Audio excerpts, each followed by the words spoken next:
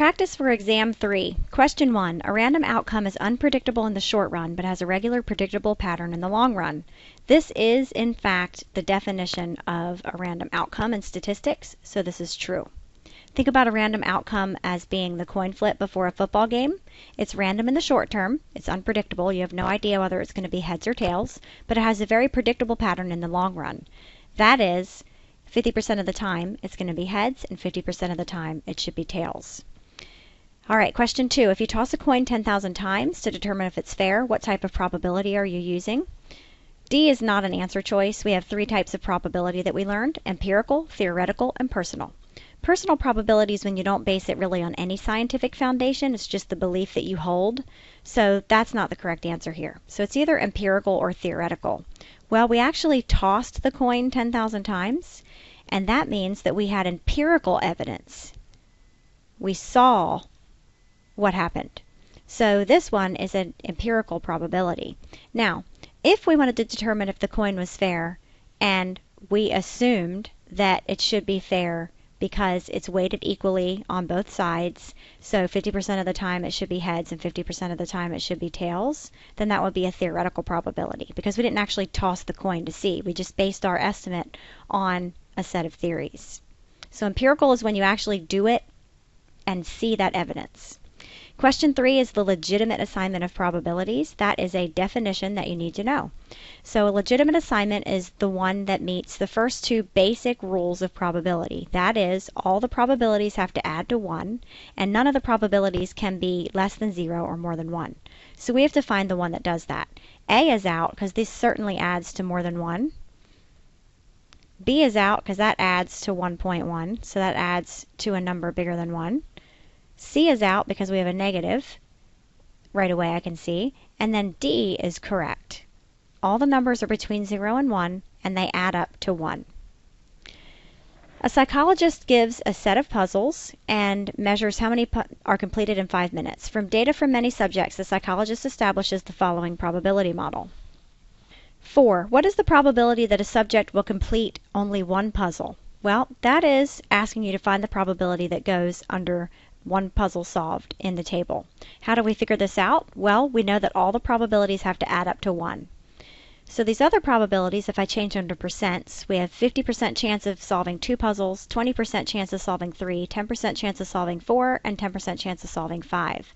So that's 50 plus 20 is 70, plus 10 is 80, plus 10 is 90. So this probability, to make everything add to 1, has to be the other 10%, or 0.1.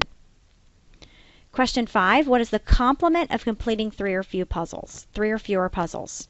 First, you need to recognize that a complement is an event. It's not asking you to compute a probability. The complementary event, or complementary set of events, is all the opposite events, everything else. So first we have to determine what 3 or fewer means. If you solve 3 or fewer puzzles, you solve 3 or 2 or 1. So 3 or fewer is 3 on down. So what's the rest of the events? The complement? That would be the other 2, 4 or 5. And so the way that we worded that in the answer choices is more than 3. More than 3 would mean 4 or 5. Question 6, if you flip a fair coin 5 times and get 5 heads in a row, what's the probability you're going to get a heads on the 6th flip? Well, coin tosses are independent. Those coins do not have any memory of what happened before, so the probability remains a half each time you flip the coin. Now we talk about expected value. A store, let's see if I can get that back up there. A store hands out scratch-off tickets with cash prizes printed on them. The probability model is the table at the right. So notice that our outcome probability table is already filled out for you, and our outcome here is actually the winnings. So we could either win $0, $5, or $100. So what's the expected winnings for a customer? That's the expected value. And the way we use our outcome probability table is we take each outcome times its probability plus the next outcome times its probability plus the next outcome times its probability. So C is the correct answer here. 0 times 0.95 plus 5 times 0.04 plus 100 times 0.01. It's really a weighted average. Question 8. What is the probability that a customer entering the store will not win one of the cash awards? Well, What's the outcome that means not winning anything? That's $0. So the probability of winning $0 is 0.95. We just read it right from the table. Number 9, if several thousand customers average their winnings, we can expect their average winnings to be close to the expected value. So what is this? This is the law of large numbers in action.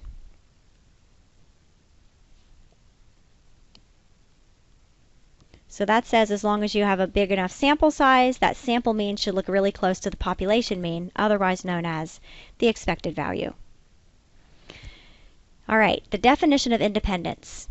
So don't read the answer choices before you answer questions like this. We want to remember what independence is. Independence is that one event happening does not give you any additional information about the probability of the other event happening. So that would be answer choice C. The occurrence of one event does not affect the occurrence of the other event. Now, I could also ask you the definition of disjoint. Two events are disjoint if they share no outcomes in common. They do not have an intersection.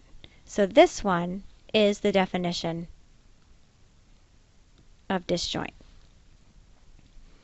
All right, so remember disjoint is kind of that physical property where you can actually picture it on a Venn diagram. There's no overlap, there's no intersection, they share no outcomes in common. No person can be in both events at the same time. But independence is the occurrence of one event doesn't affect the chances of the other event happening. Question 11, true or false? For a certain car, the events the car wins the race versus the car loses the race would be considered disjoint. So we have to ask ourselves, can you have your car being the winning car and being the losing car at the same time? No. So these are disjoint. Now what if I asked you if these were independent? We have to ask ourselves a different question here. To find out if they're independent, you have to ask yourself, does knowing that this one happened affect the chances of this one happening? Well, they absolutely do affect each other. If the car wins the race, you definitely know that the car doesn't lose the race. So knowing that this happened lets you know there's a 0 chance of this one happening. They are totally dependent, so they are not independent. Okay, question 12. Suppose the odds for passing a class are 10 to 1. Find the probability of passing the class. All right, what do the odds of passing 10 to 1 mean? That means that out of every 11 classes, you pass 10, you fail 1. So that is a 10 out of 11 chance of passing the class. That's that A over A plus B formula in our notes. Now what if I just said the odds of passing a class are 10? Just one number? Remember, if you review your notes, that you just have to assume that the second number is 1. Okay, so then you can use your A over A plus B formula. Those of you in nursing, that's the kind of odds you'll see in terms of one number. Mostly sports give the odds in terms of 2 numbers. Question 13. Find the probability using a fair 6-sided die of rolling a 1 on the first roll and a 1 on the second roll. What's the operative word here? And. And tells you that it's one of your multiplication rules. And we only learned one multiplication rule in this class, and that is if the 2 events are independent, you can simply multiply the probabilities. Rolling a die, those events are independent. Just because you got a 1 on the first roll, it has no effect on the chances of rolling a 1 on the second roll.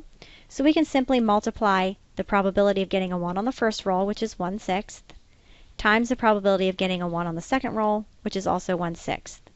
So the answer is 1/36. 14. The law of large numbers says that for a random sample, the sample mean will what? This is a definition that you need to memorize. That is that it's going to be close to the population mean or expected value as long as you have a large enough sample size. C is not the correct answer choice because you have to have that caveat that you need that large enough sample size for that to work. All right, the other definition that I need you to know for the test is the central limit theorem, and B is the central limit theorem. That says that with a big enough sample size, the sample mean will be normally distributed as long as you have a large enough sample size. So this one is the central limit theorem, or the CLT. So make sure that you have those memorized for the test. Okay. 15. What is true about the sampling distribution of the sample proportion? Well, we know 3 facts about the distribution of the sample proportion. We know that p hat varies from sample to sample. If we were to get many samples, the percent of blue-eyed people in the first sample would be different from the percent of blue-eyed people in the second sample, etc. And how does that vary? We have 3 facts. The distribution of p hat is shaped like a normal distribution, as long as you have a large enough sample size. The mean of that distribution, which we call mu in the normal distribution, is actually p, the population proportion. And the standard deviation of that distribution, sigma, is the square root of p times 1 minus p over n. So those are the 3 facts that you need to know about the distribution of the sample proportion. So which one are we asking you about here? We're asking you about the shape. So this distribution of the sample proportion has a normal distribution as long as your sample size is large enough. Okay. So the next question has to do again with p hat and the distribution of p hat. So a survey is being conducted using a random sample of 120 economists, asking whether paying off debt is the best usage of federal stimulus funds by the state. Of those, 33 think it's the best usage of the funds. The true percent of all economists thinking it's the best usage is 40%. So first let's label some of these numbers up here. What's our sample size? Well, we used, goodness gracious, we used 120 economists. So our sample size is 120. So n is 120. All right, what's the 33? That's another number from the sample. That's the number in the sample that said yes to the question.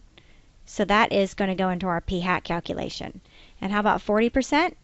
Well, that's the percentage of all economists that would say yes to the question. So that is our true proportion, p. Okay, so now that we have that handled, let's answer the first question. We need to find the sample proportion p hat of those that think that paying off debt is the best usage of funds. So how would you compute the percent of the sample that think that's the best way to use funds? Well, we had 33 out of 120. That's y over n, the number of yeses over the sample size, which ends up being 27.5%. So 27.5% of the sample think that paying off debt is the best use of those stimulus funds. Now, 17 and 18 are asking you to think about that distribution of all possible p hats. Okay? That is part of the 3 facts that we wanted you to know about the distribution of p hat. 17 is asking you for the mean of the distribution, and 18 is asking you for the standard deviation of the distribution. And if you remember from the previous page, we said that the mean of the distribution of p hat is the true p. We already know what the true p is. We labeled it above. It's 40%. So p hat's going to vary from sample to sample, but on average, it should hit our target, the true p, 40%. All right, question 18 is asking you for the standard deviation of that distribution of p hat. The standard deviation, if you remember from the previous page, is the square root of p times 1 minus p divided by n. All right, so those questions are very important, and you need to know them for the test. All right, 19. The variability of the distribution for all possible p hats will do what if we get a bigger sample size? Well, remember we said if you get a bigger sample size, you're going to reduce the variability. So the variability in that distribution is going to get smaller if we get a bigger sample size. Now on to interpreting a confidence interval. So this one's about wing lengths in fledglings at an avian nesting site. And the 90% confidence interval used to estimate the mean wing length is 2.163 to 3.434. We can cross out answer choice B right off the bat because that uses a word other than confident. And remember that confidence is a statistical term, so we can't use any synonyms for it. A and C look very similar. A says we're 90% confident that the sample mean wing length in fledglings like these is at least 2.163 and at most 3.434 inches. And C says we're 90% confident that the true mean wing length in all fledglings like these is at least 2.163 and at most 3.434 inches. So what's the difference? This one is talking about the sample mean wing length, and C is talking about the true mean wing length in the population. Well, remember, our confidence interval is always about the population, so we should not be referring to the sample mean in our interpretation. That makes C the correct answer choice. We use the word confidence. We talked about our parameter, not the sample, and we put the correct limits of our confidence interval values and the units. 21. Suppose another confidence interval is computed with 80% confidence instead of 90% confidence. Okay, so here's that rule that we wanted you to memorize. Bigger confidence level. If you want to be more confident that you are going to catch that fish, that is, get that parameter, you need to dip that water with a bigger net to catch those fish. All right, so bigger confidence level leads to a wider interval. And vice versa. A smaller confidence level is going to lead to a narrower confidence interval. So 80% confidence is smaller than 90% confidence, so this one's going to be narrower. Whoops. Okay. Now our hypothesis test questions. Researchers studied the effects of a house plant fertilizer on radish sprout growth. They randomly selected some radish seeds to serve as controls, while others were planted in aluminum planters to which fertilizer sticks were added. Researchers were looking for evidence that the mean radish height is smaller when fertilized. So we need to choose the null hypothesis and the alternative hypothesis. What do we want to remember about the null hypothesis? It always gets the equal sign. Or it's a statement about the groups being the same, which is the same thing as saying they're equal, or that there's no difference, the treatment doesn't work, whatever. The alternative hypothesis is the research hypothesis. This is the one that the researchers are looking for evidence of. So it's the one that's going to be stated in the article. So now let's figure out what our null and alternative hypothesis is for this particular setting. Well, the null always gets the equal sign, the two groups are the same, the fertilizer doesn't work. So A is the correct answer choice here. Mean radish height is equal under each condition. The alternative hypothesis is what they're looking for evidence for. And they're looking for evidence that the mean radish height is smaller when fertilized. So C is your answer choice there. The mean radish height is smaller under the fertilized condition. For some that might seem a little counterintuitive, but it turns out that the radish puts its strength into growing the bulb underground, the vegetable. All right, so the shoots are smaller on top. All right, 24 is interpreting a p-value. Now, the p-value is the probability of seeing a statistic in the direction of the alternative hypothesis under the assumption that the null hypothesis is true. So answer choice A is going to be correct here. Notice that we said there's a 0.2% chance of seeing evidence that mean radish height is smaller. And this is our alternative hypothesis, right? So that's seeing this much evidence for the alternative hypothesis if the null were true. So if radish height was really the same under both conditions. So that is the correct answer choice. B is out because it's not a probability of not seeing. Same with D. And C is out because it's saying that you're seeing that much evidence that mean radish height is smaller when fertilized, which is good so far. But then we end with if it really is smaller. That's the alternative hypothesis again. And we want to do it under the assumption that the null was true. So that one's out. And how do you make your decision? Based upon your p-value and your significance level for your hypothesis test. You compare your p-value to your alpha level. If the p is low, the null must go. So let's compare our p to our alpha. 0.002 is certainly smaller than 0.05. So our p is low and the null must go. And how do we say that? P is less than or equal to alpha, so we reject the null hypothesis.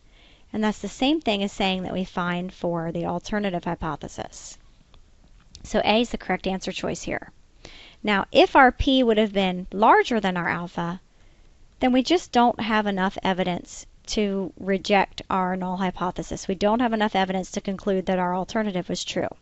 So we fail to reject the null hypothesis. And the other way to say that in terms of the alternative is we do not find for the alternative.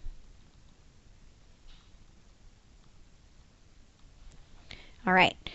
So those are the only two decisions that you can ever make in a hypothesis test. C is never, oops, okay, so A and C are the two possibilities. So B is never a possibility because we don't use this terminology, reject the alternative. And same with D, we don't use that terminology, fail to reject the alternative. So I hope this helped. Good luck in your studying.